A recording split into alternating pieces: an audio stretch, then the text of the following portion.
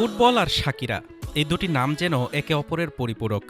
২০১০ সালের দক্ষিণ আফ্রিকা হোক কিংবা ১৪ ব্রাজিল, শাকিরার সুর ছাড়া বিশ্বকাপের উন্মাদনা যেন অপূর্ণ থেকে যায়। দীর্ঘ এক দশকের অপেক্ষা শেষে আবারও ফিরছেন পপ সম্রাজ্ঞী।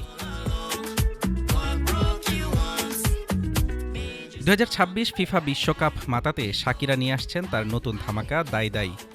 উত্তর আমেরিকা, মেক্সিকো এবং কানাডায় আয়োজিত হতে যাওয়া এই আসরের অন্যতম প্রধান আকর্ষণ হতে যাচ্ছে এই গানটি।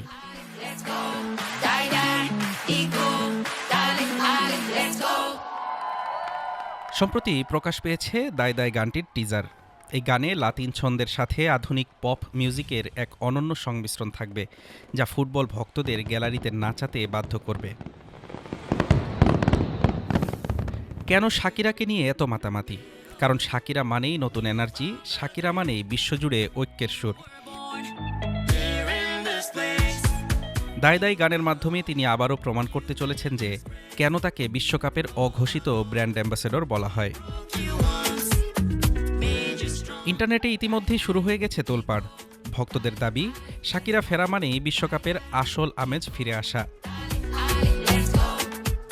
ওয়াকা ওয়াকা থেকে দাই দাই, শাকিরার জাদু থামার নয়।